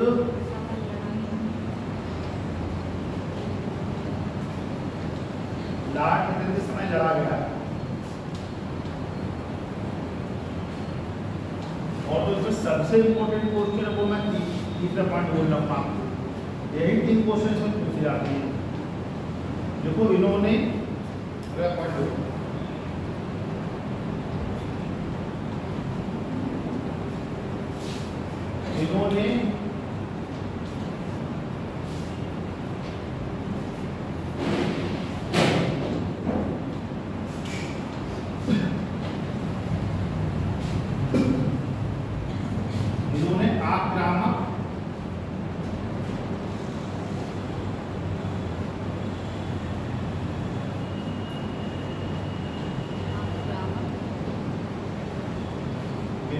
आक्रामक या अग्रगामी की नीति को अपनाया। लॉर्ड लिटन ने आक्रामक या अग्रगामी नीति को अपनाया। फॉरवर्ड पॉलिसी जो थी, फॉरवर्ड पॉलिसी यही लेके आए थे। पेपर उठाना 1878 वाला क्वेश्चन मिलेगा, किसके समय हुआ था, लॉर्ड लिटन के समय मिलेगा। अग्रगामी नीति के अपनाए लॉर्ड लिटन ने अपनाया। तीनों क्वेश्चन तुम्हारे मैंने तैयार करवा दिए। 3 क्वेश्चन सबसे ज़्यादा पूछे हैं और यही 3 क्वेश्चन सबसे ज़्यादा इम्पोर्टेंट है। अब कोई भी आदमी जीएस के दृष्टिकोण से क्या क्वेश्चन बनाएगा भाई, उसे आपका अपना आपको बेसिक थोड़ी चेक करना है कि आप बहुत नॉलेज रख रहे हो। बेसिक चीज तो आपको पता होनी चाहिए। ठीक है, लिख लिया। इसमें पॉइंट ऑर्डिनल लिटन का विचार था कि लॉर्ड लिटन कल आपने मैंने काम पूरा कर दिया हो जाती लिटन का विचार था कि रूस एवं ब्रिटेन के मध्य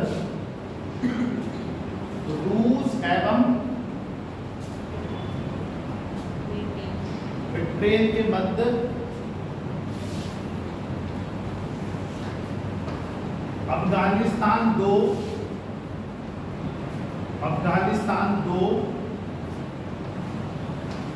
लोहे के बर्तनों के मध्य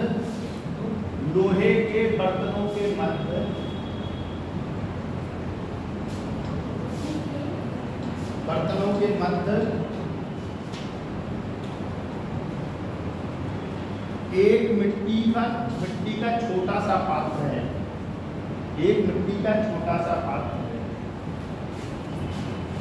क्योंकि अंग्रेज थे वो भी अफगानिस्तान के शासन चाह रहे थे और जो रूस वाले थे वो भी अफगानिस्तान के शासन चाह रहे थे।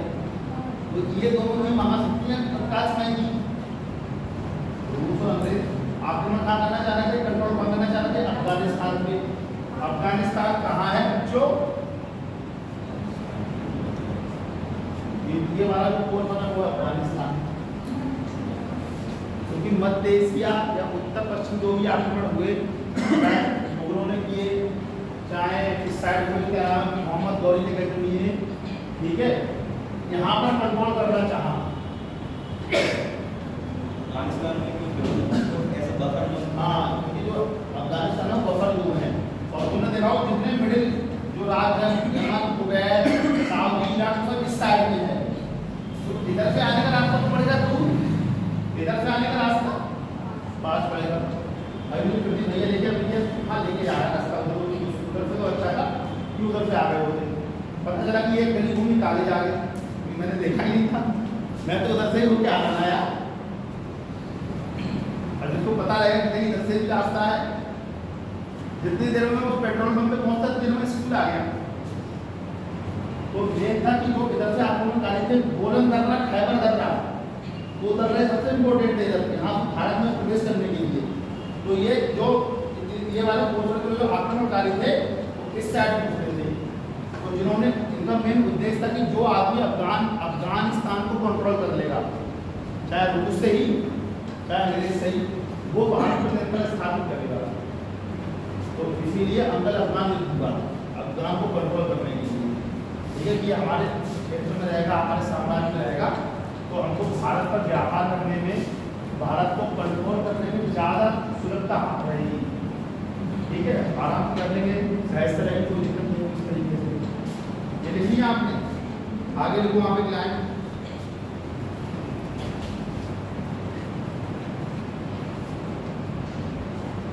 अंग्रेजों ने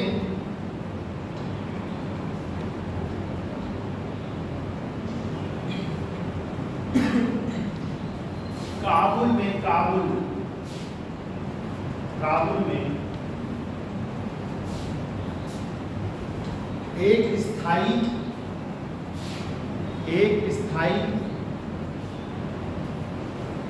फिट्रेस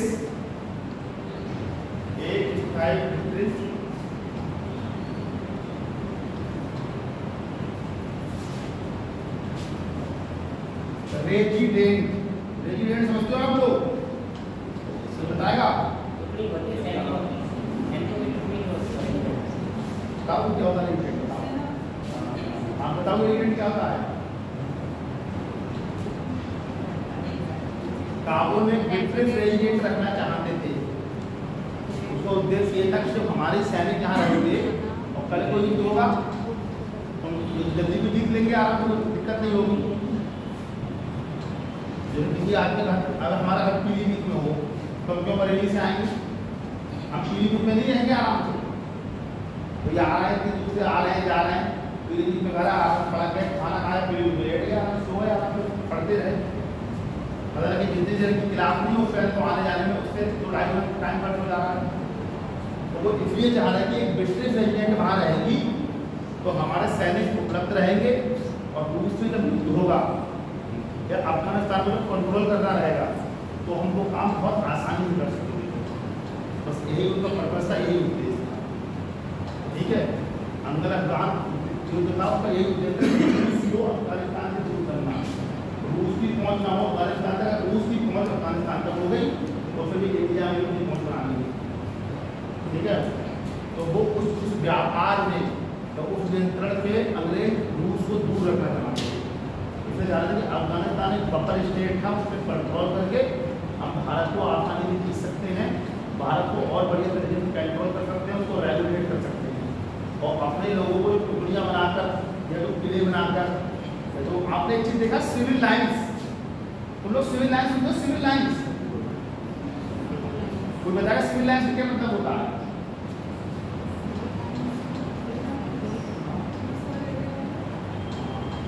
तो सिविल लाइन्स अंग्रेज अधिकारी जब आते थे इंडिया में प्राप्त होके या रहते तो सिविल लाइन्स एरिया में ही रहते थे।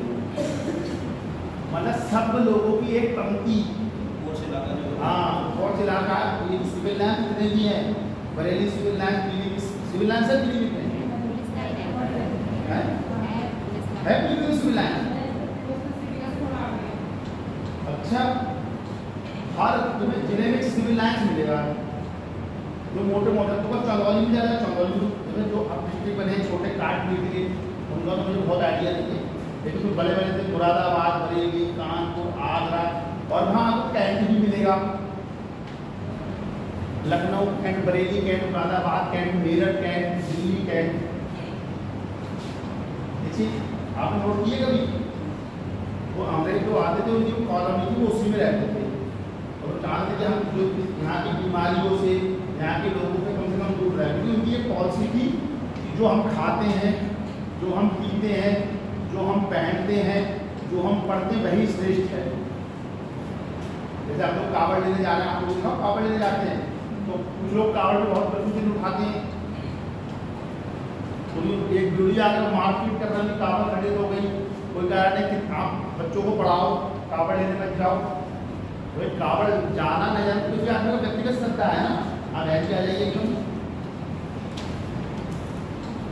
और जहाँ श्रद्धा होती वहाँ तर्क का कोई स्थान नहीं होता, हमेशा याद रखो। और इस थोड़ी की जो कावड़ लेने नहीं जा रहा तो वो मंदिर नहीं जाता होगा, जैसे मैं नहीं जा रहा हूँ, मैं मंदिर जाता हूँ।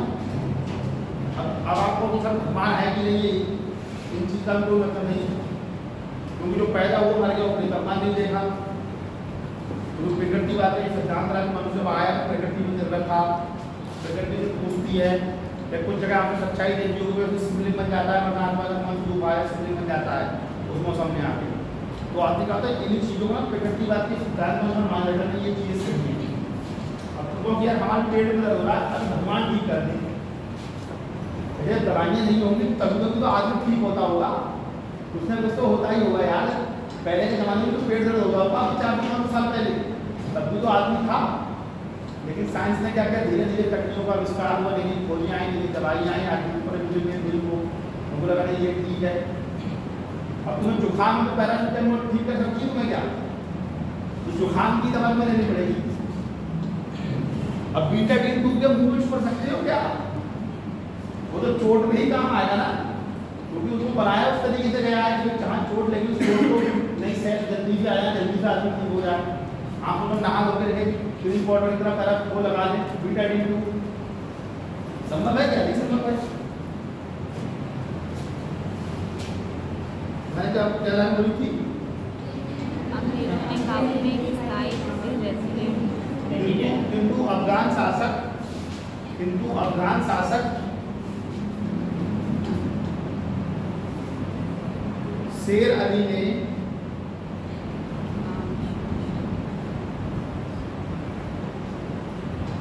लिटन के इस प्रस्ताव को शेर अली हाँ शेर अली शेर अली भैया दूध वाली आंसर देखिए किसी शेर अली का नाम सुनिए कभी हिंदू अफगान शासक शेर अली ने लिटन के इस प्रस्ताव को ठुकरा दिया, लेकिन अफगान शासक शेर अली ने लिटन के इस प्रस्ताव को ठुकरा दिया।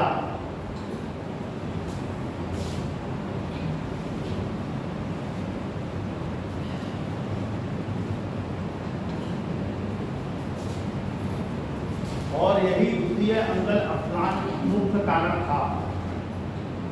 आया समझ में? यही द्वितीय अंगल अफगान युद्ध का मुख्य कारण था।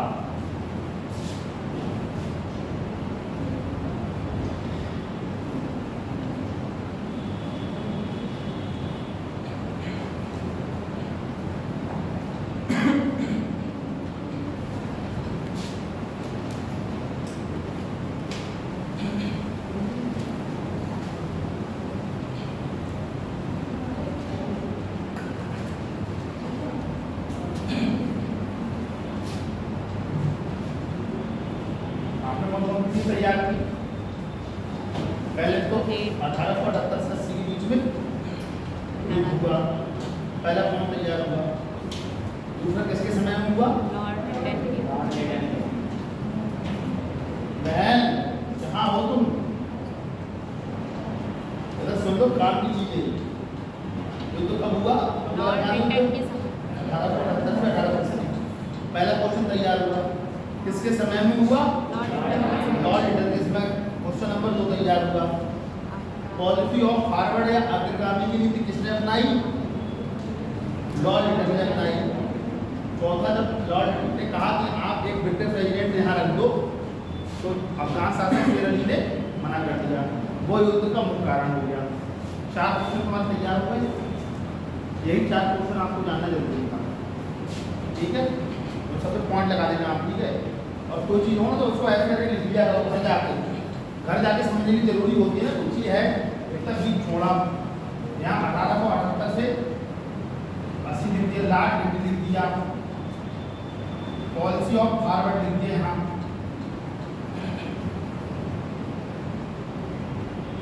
ठीक है। शेर अली शासक था, ये लिख दिया।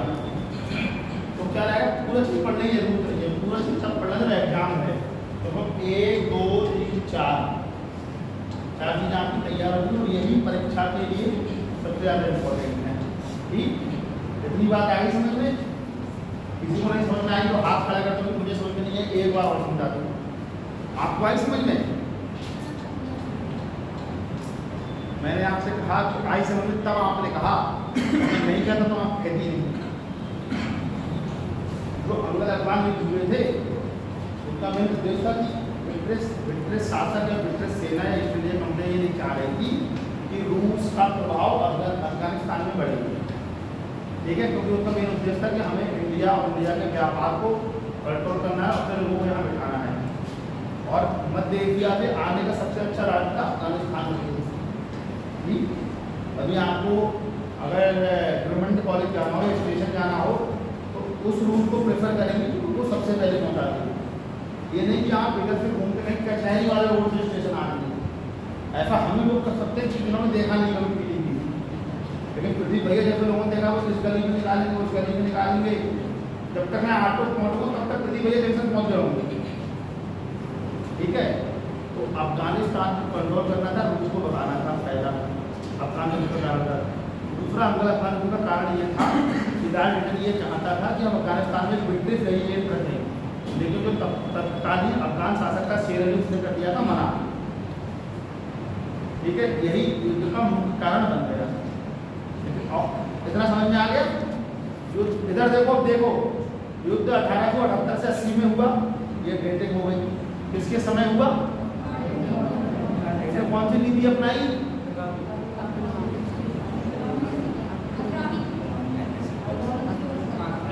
अफगानिस्तान का शासक कौन था।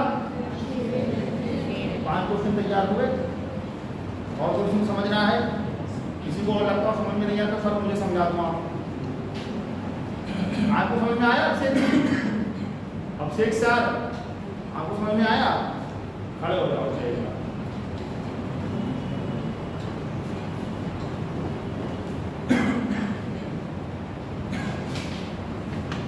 हो जाओ, खड़े हो जाओ, खड़े हो जाओ। एक बार मैंने क्या बताया इस क्लास में बता दूँ हम लोग को। 1880 1878 से 1880 उसकी डायरेक्ट थी। और आगे बताओ किस वायसराय के समय हुआ? जी किस वायसराय के समय हुआ? कौन शासक था? मतलब शेर सिंह। 3 बार समझा दिया। आप तो बताओ, कल को कोई आएगा तो हमको ये सब समझा के नहीं बताते हैं। आज कितने पेज लिखो ईमानदारी से बताओ। अच्छा कितनी लाइन लिखवाई है तुमने? 5 लाइन लिखवाई है। और लिखवा तो कितने पेज? कम से कम 2-2.5-3 पेज लिखवा दिए होते। कोऑर्डिनेटर सर ने मुझसे कहा कि तुम समझाओ। प्रीति भैया बैठे हुए तो आप पूछो। तो मैंने सोचा कि पहले समझाई बढ़िया तरीके से, उसके बाद लिखवा दूंगा। 7 दिनों में ये चैप्टर खत्म करना है। अब आपको समझा रहा हूँ, 3 बार समझा रहा हूँ। पहले 1 लाइन करके समझा रहा हूँ, 2 लाइन करके समझा रहा हूँ, फिर 4 को एक तरीके समझा रहा हूँ, तो समझ नहीं आ रहा है। आप अभी आएंगे? हाँ, आप खड़ी हो जाओ। द्वितीय अंकल अपना बच्चों को बताओ मैंने क्या बताया था।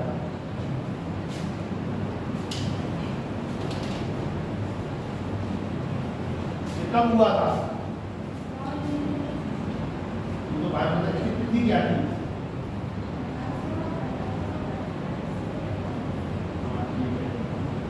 ये नाम है, उसमें कौन सा था? अफगानिस्तान का कौन था?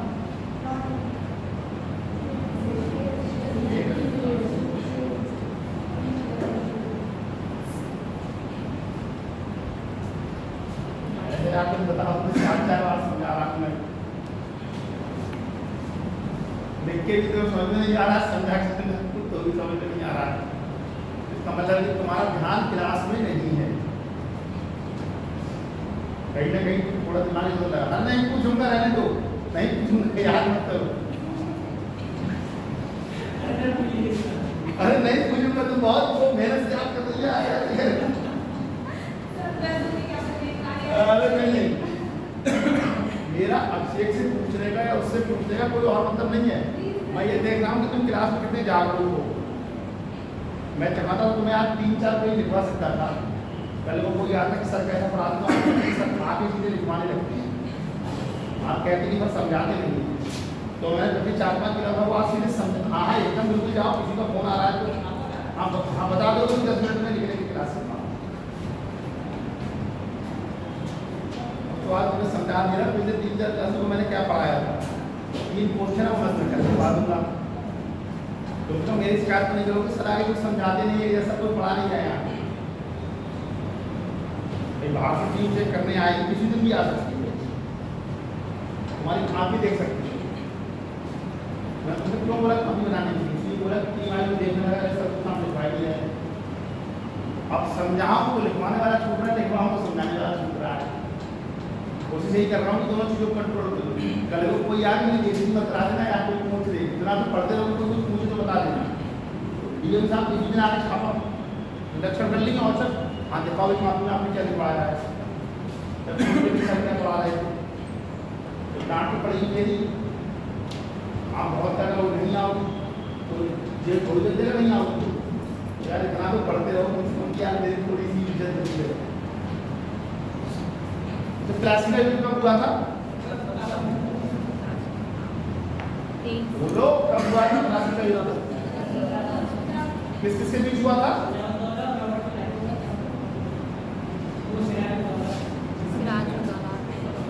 बक्सर का युग कब हुआ था? 1764 सब बोला तो मजा नहीं आता यार, पढ़ते नहीं यार। सही बता रहा हूँ, नहीं बोल पा रहे। क्लासिकल युग कब हुआ था? थापा जी जब मैं पढ़ाया करूँ तब मत पढ़ो, ठीक है? जब मैं पढ़ाऊँ क्लास तब इंस्ट्रक्शन खोलो मत पढ़ो, क्योंकि मेरे पढ़ाने का कोई मतलब नहीं है। स्पेक्ट्रम घर पे पढ़ो, उसको कुछ ना समझ में आया तो मुझसे पूछ लो। वो किताब थोड़ी यूट्यूब लड़की है, वो मैंने देख ली थी, बेटा मैंने देख ली। जैसे वो भी याद कर रही थी कि सर मुझसे ना पूछ लें। जब मैं पढ़ाऊँ तो क्लास में पूरा जागरूक हो, ठीक है। मैं ये कह रहा हूँ ताकि ये तुम्हारा ही भला, मेरा भला नहीं है, ठीक है। अच्छा रहा हूँ तुम्हारा सबका अपने अच्छे से निकले, आगे खाली लाइन हो गई काम की है। नवंबर 1878 ईस्वी में, नवंबर 1878 ईस्वी में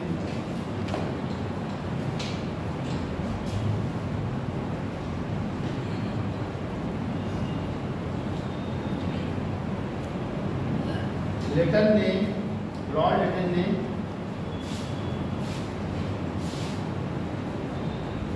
अफगानिस्तान पर आक्रमण कर दिया, अफगानिस्तान पर आक्रमण कर दिया। अच्छा बात पूछ आया तो क्या बोलोगे, ऐसे सही बताना कि सर कैसा पढ़ाते हैं। अभी मेरे सामने आ जाओगे, सब कुछ सही पढ़ाते हैं, खाली खड़े रहते हैं इसी आपके, क्योंकि आदमी अपना बचाव करता है ना।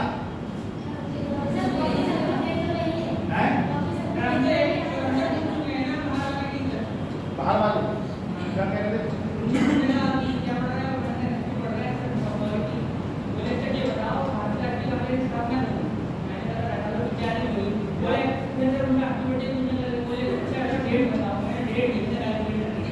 ये सब बेकार की बात होती है। कोई लड़का है, तुम ऐसे किसी पे टेस्ट कर सकते हो कि कोई क्वेश्चन खुद बता देगा। अभी डीएम साहब आया तो फिर पूछने लगे कोई क्वेश्चन नहीं बता मिला तो जरूर थोड़ी बताइए, होगा कोई बात ना थोड़ी है। ऐसे ही बोलो मुझे और किसी किसी अधिकारी ने आपसे पूछा क्वेश्चन, मान लीजिए पूछ लिया और लॉर्ड के बच्चे ने पूछा कि नाइजर देश का क्षेत्रफल कितना है, तब अफगानिस्तान का क्षेत्रफल कितना है, जीएस का मतलब सब जीएस है, विश्व और भारत का भूगोल है, थोड़ी किसी को जज किया जाता है भाई। तो पढ़ रहा है कि हाँ बेटा तुमने टॉप क्लास का ही, जैसे अभी हम ही हैं, हमें आप पूछ रहे क्लास में कब हुआ, कब हुआ, अंगल खान क्या, सही बात पूछो ना बच्चे से, बच्चे का कॉन्फिडेंस भी बूस्ट होगा उससे।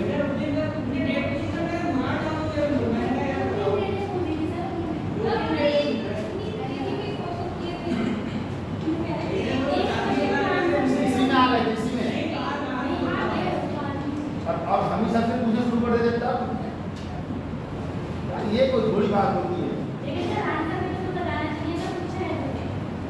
अरे वो यही होता है ना भाई। देखो मेरा सरोकार किनसे है, आप लोगों से है। मुझे किन्हें समझाना है, आप लोगों को समझाना है।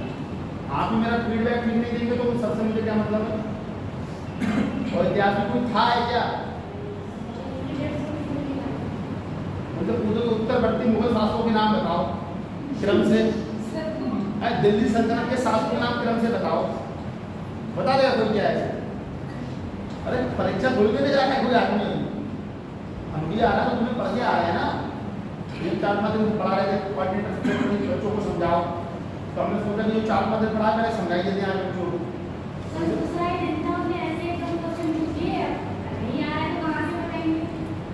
ऐसे थोड़ी होता है। हम मुझे तुम्हें 5 दिन से कह रहे हैं बच्चों को किताब खरीद दो, कितनों ने खरीदी, हाथ खड़ा करना, करो जरा हाथ खड़ा। 4-5 हाथ दिखाई पड़ रहे हैं, तो क्लास से बाहर निकाल दो बच्चों को। क्या अरे बच्चे के पापा के पास पैसे हैं नहीं हैं, बहुत सारी चीज़ें मजबूरी हैं कि नहीं। तुमने किताब नहीं खरीदी, तुम क्लास से बाहर निकलो यार, ये कोई रूल थोड़ी होता है यार। अगर बच्चा यहाँ तक आए किताब भी खरीद ही लेगा, और बच्चा यहाँ बैठ कर पढ़ रहा है ना, लिख रहा है, किताब खरीद लेगा। और सबके पापा के पास एकदम पैसा नहीं होता है, किताब 400-500 रुपये में आती है। किसके पास कहाँ से पैसा लेके आ रहे हैं क्या है वो तो भाई आदमी जानता है ना। इन्हें तुम किताब लेके क्लास में बाहर निकलो। अब वो 2 दिन से अमित सर है संविधान पढ़ा रहे हैं। हम तो सर मुझे अच्छा बताओ संविधान का जो अवलेख न्यायालय कहा गया किस अनुच्छेद में कहा गया है, उन्हें पता है कि एक दिन में पूरा संविधान पढ़ा देगा बच्चों को क्या। जो तैयारी करना है वो तो बता नहीं पाएंगे, मैं ये बता रहा हूँ।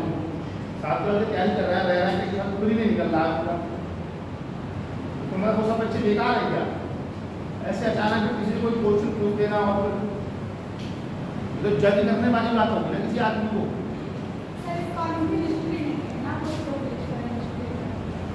सब्जेक्ट ही नहीं है।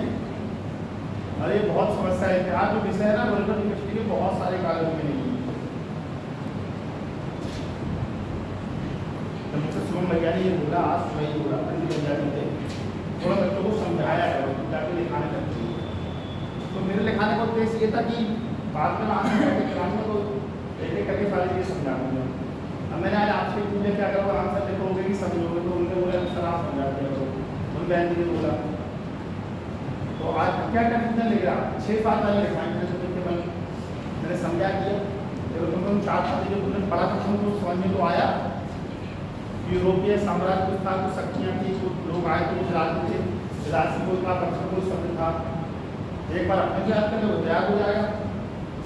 2-3 लाइनें और लिख लो इसमें।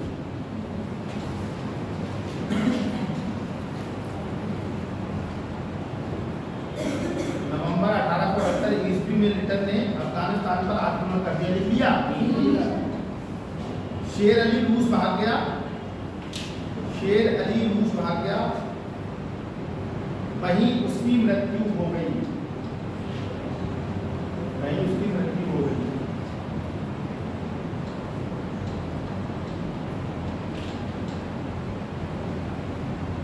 अगला पॉइंट देखो, अंग्रेजों ने पॉइंट है, अंग्रेजों ने शेर अली के पुत्र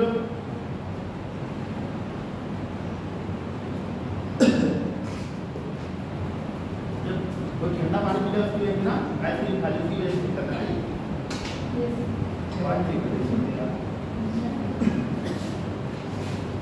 अंग्रेजों ने शेर अली के पुत्र याकूब खां से याकूब खां, याकूब भाई, याकूब मेमन, याकूब खां। क्या भाई याकूब भैया क्या कर रहे हो? याकूब शेर अली के पुत्र याकूब खां, नाम याद कर लो, याकूब खां इंपोर्टेंट लगा लेना। अंग्रेजों ने शेर अली के पुत्र याकूब खां से 26 मई 1879 को 26 मई 1879 को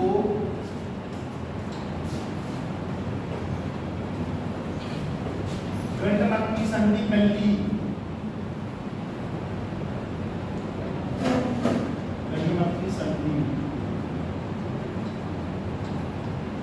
लिखवा रहा हूँ कॉपी लेकिन विरोध कराऊंगा उसको अपने लिए। गंडक की संधि कर ली। अरे स्थान था पीलीभीत की संधि, छतरी चौराहे की संधि, देखो करने में ही आ गया। तो सूनगढ़ी थाने की संधि, इसको जहाँ जो स्थान मिला उसी नाम से प्रसिद्ध है ना, लाहौर की संधि, पेरिस की संधि। जिस जगह पे वो हुई, जिस शासकों के बीच में संधि लगी इस तरीके से, समझा ना आपको? एक गढ़वाल की संधि, ठीक है, बस इसमें इतना ही इम्पोर्टेंट है। गढ़वाल की संधि किनसे हुई? कौन सा था?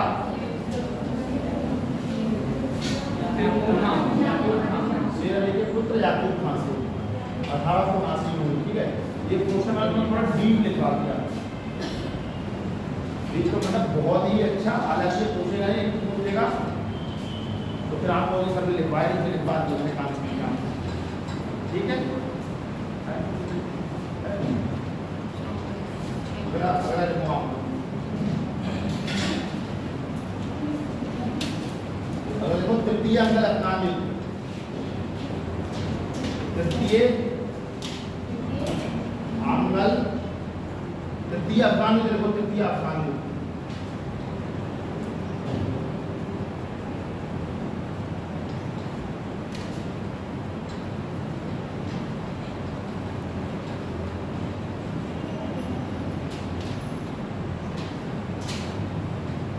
इसकी अवधि 1921। तृतीय जो अफगान हुआ था उसकी अवधि 1921।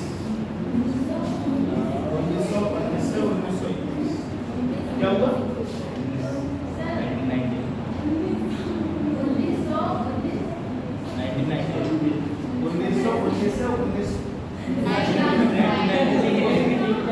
1919 लिख ही देता हूँ।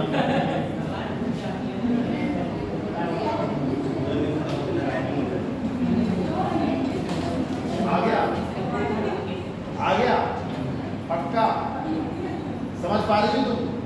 क्या समझा? पढ़ के बताओ क्या लिखा है। 1921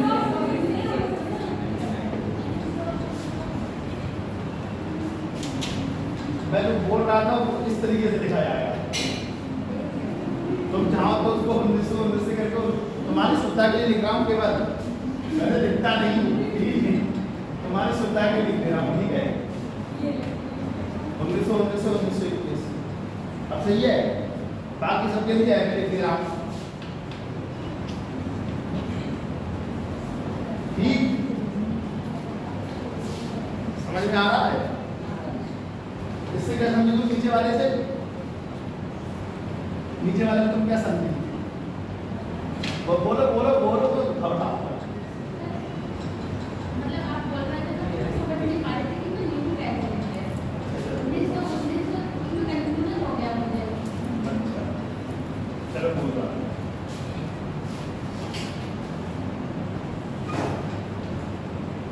ये तीन प्रथम नंबर का जो कब हुआ था? दूसरा कब हुआ था? तीसरा कब हुआ? 3 अफगान युद्ध हो गए। तीनों अफगान युद्ध में तीनों की तिथि जरूर याद रखना।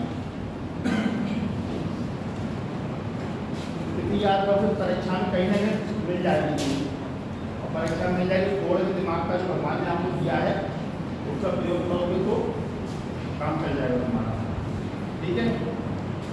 तो मोटा मोटा जो है तृतीय अंक लगाना में मैं नहीं समझ रहा हूँ, बहुत बताने वाली चीज़ है क्योंकि बिल्कुल ही आपके साथ लिखे और लिखना चाहो तो 1-2 लाइन लिख लो, देख लो अच्छा 1-2 लाइन लिख लो कैसा रहता है।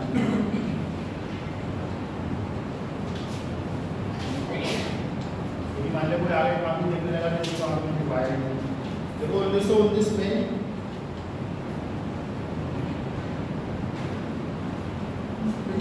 मोटा वाला पात्र आता है, वैसा वाला है, ये भी अच्छा, ये नहीं करो खराब है, फिर उसका आता है फिर आते खत्म नहीं होता। अब प्रति भैया की अपनी जब थोड़ी देर समाज कल्याण जो पैसा करेगा उसको प्रति भैया करेंगे। देखो 1919 ईस्वी में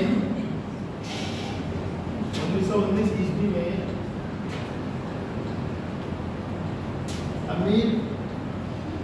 अमीर हबीबुल्लाह की हत्या कर, हाँ अमीर हबीबुल्लाह की हत्या कर, हबीबुल्लाह की हत्या कर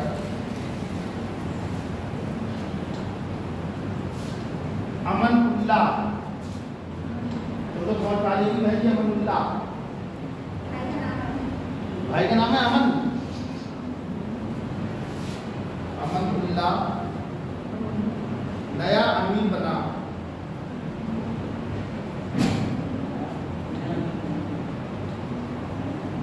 नया अमीर बना जो कट्टर अफगान था, कट्टर अफगान था, कट्टर अफगान था और रेडिकल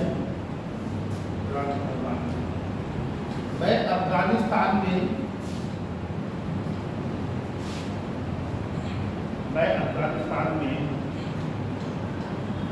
ब्रिटिश हस्तक्षेप का विरोधी था।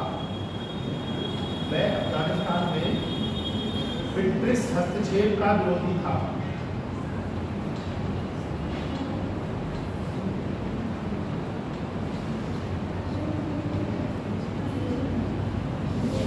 इस प्रकार अमनुल्लाह ने अंग्रेजों से संघर्ष छेड़ दिया।